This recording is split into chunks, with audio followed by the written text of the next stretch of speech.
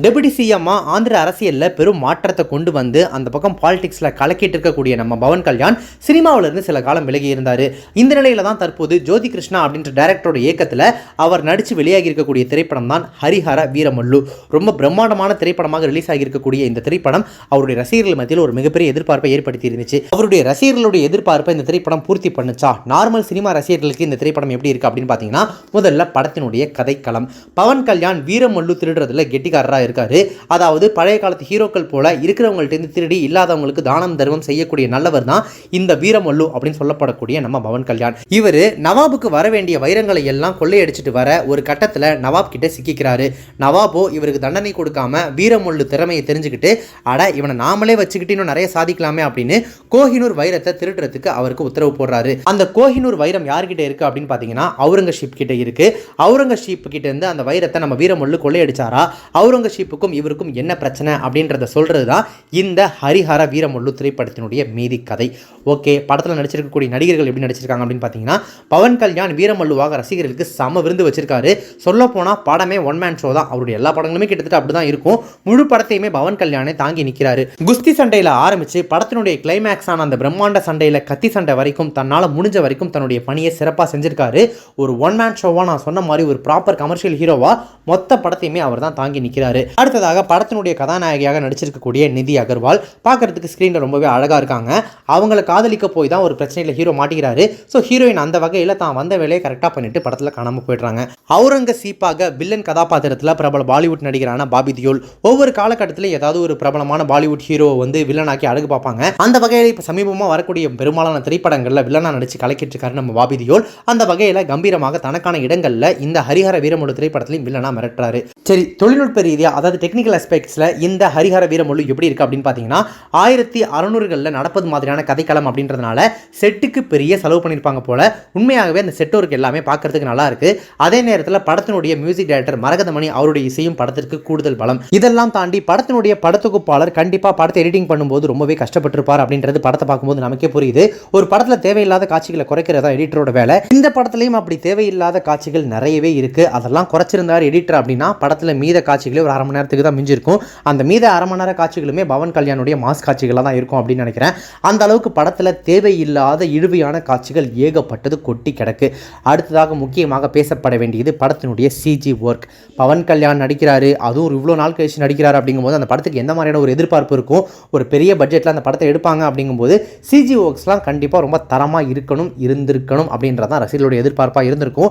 ஆனால் இருக்கிறதுலே ரொம்ப மோசமான சிஜி ஒர்க் இப்போ சமீபத்தில் வெளியான அந்த ஹரிஹர வீரமல்லு திரைப்படத்தில் தான் நீங்கள் பார்த்துருப்பீங்க.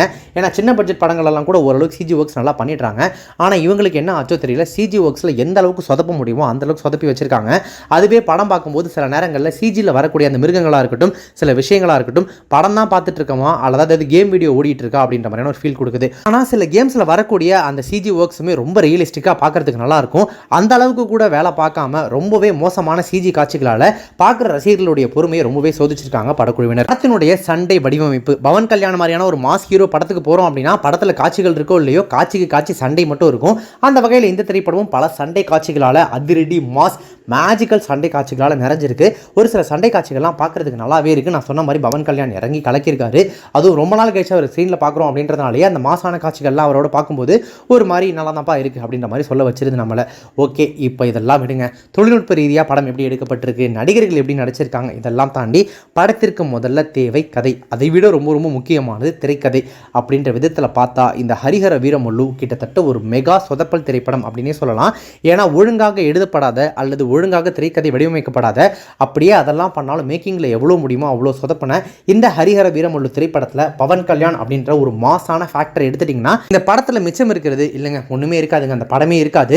பவன் கல்யாண் இருக்காரு அப்படின்னாலுமே கூட நம்மளால் ஓரளவுக்கு மேலே பார்க்க முடியல. பொறுமையை ரொம்பவே சோதிக்கிறாங்க. ஃபர்ஸ்ட் ஆஃப் கூட ஏதோ சரி ஓகே, ஆந்திராவில் வரக்கூடிய கமர்ஷியல் மசாலா திரைப்படம் எப்படி இருக்குன்னு நமக்கு தெரியாதா அப்படின்ற மாதிரி அதெல்லாம் நம்ம கதையெல்லாம் எதிர்பார்க்க முடியாது. எத்தனை பாலாயா படம் பார்த்துருப்போம் அப்படின்ற மாதிரி நம்மளே ஒரு மோடுக்கு வந்து ஃபர்ஸ்ட் ஆஃப் ஒரு மாதிரி கடந்துடுறோம். செகண்ட் ஹாஃப்லாம் நீ எவ்வளோ தான் பொறுமையாக இருந்துருவேன், பொறுமையாக இருக்கிறதுல நீ ஒலிம்பிக்லேயே போய் கலந்துக்கலாம், அந்த அளவுக்கு இந்த படம் ஒன்று சோதிச்சு பார்க்கும் அப்படின்ற மாதிரி செகண்ட் ஹாஃபில் ரொம்பவே நம்மளுடைய பொறுமையை சோதிச்சு பார்த்துக்கிட்டே இருக்காங்க. தேவையில்லாத இழுவையான பல லாஜிக்கே இல்லாத காட்சிகள், திரைக்கதையில் ஏகப்பட்ட நெருடல்கள், லாஜிக் மிஸ்டேக்ஸ்னு ஒரு படத்தில் என்னெல்லாம் மிஸ்டேக்ஸ் பண்ண முடியுமோ அதெல்லாம் தேடி எடுத்து லிஸ்ட்டு போட்டு இந்த படத்தில் பண்ணி வச்சிருக்காங்க.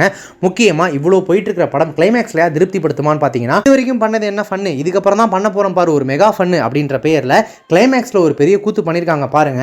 படத்தை எப்படி முடிக்கிறதுன்னு தெரியலையா, அல்லது அவசரமாக எடுத்து இப்போ ரிலீஸ் பண்ணியே ஆகணும் அப்படின்ற அந்த அவசரத்தில் ரிலீஸ் பண்ணிட்டாங்களான்னு தெரியல.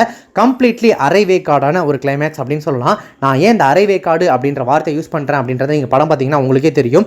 முழுமையே இல்லாத, சுத்தமாக லாஜிக்கே இல்லாத ஒரு காட்சியோட அரைகுறையாக படத்தை முடிச்சுட்டு இதுதான் சாமி அடுத்த படத்துக்கான லீடு அப்படின்னு சொல்லிட்டு மாசா முடிக்கிறதா நினச்சா அவங்க முடிச்சிருக்காங்க. அடுத்த பாட்டு வேறையா அப்படின்னு நாங்கள் உட்காந்துருந்த நமக்குலாம் வயிற்றுல புளிய கரைக்க ஆரம்பிச்சிருச்சு. இதுக்கு நாங்கள் ஆல்ரெடி 10 தடவை பார்த்த கதையாக இருந்தாலும் காஞ்சனா படத்தை இன்னொரு 20 பாட்டு எடுத்தால் கூட நாங்கள் உட்காந்து பார்த்துருவோம் போல.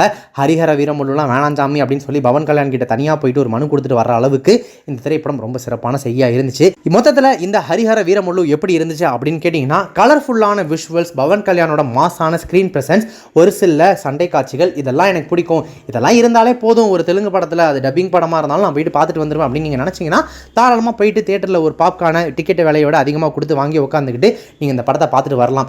இல்லை நான் சினிமாவில் கதையை எதிர்பார்த்து போவேன், அந்த படம் என்டர்டெயின் பண்ணணும் அப்படின்னு நினச்சி போய் உட்காந்திங்கன்னா வாங்கின பாப்கார்னை நீங்களே தூக்கி தூரமாக போட்டுட்டு எப்போ ஆளை விட்டுன்னு பாதியில் எந்திரிச்சு வரதுக்கான வாய்ப்புகள் ரொம்பவே அதிகம். இந்த திரைப்படத்தை தேட்டரில் போயிட்டு பார்க்குற அளவுக்கு ஒர்த்தா அப்படின்னு கேட்டிங்கன்னா, மேபி நீங்கள் ஒரு ஆந்திரா கன்னியாக இருந்து, அதாவது தெலுங்கு சினிமா கன்னியாக இருந்து உங்களுக்கு பவன் கல்யாணம்லாம் பிடிக்கும்னா தாராளமாக அவருக்காக போயிட்டு உட்காந்து பாருங்கள். மற்றபடி எந்த காரணத்தை கொண்டு அந்த பக்கம் போய் உட்காந்துராதீங்க நான் சொல்ல மாட்டேன். படத்தை போய் பார்த்துட்டு வந்தீங்கன்னா நீங்கள் மற்றவங்கள்ட்ட சொல்கிறதுக்கான வாய்ப்புகள் நிறைய இருக்கும். இந்த திரைப்படத்தை நீங்கள் பார்த்துட்டீங்க அப்படின்னா ஹரிஹர வீரமுள்ளு திரைப்படத்தை பற்றி உங்களுடைய கருத்துக்கள் என்ன, ரிவ்யூ என்ன அப்படின்றத கமெண்ட்ஸ் மென்ஷன் பண்ணுங்கள்.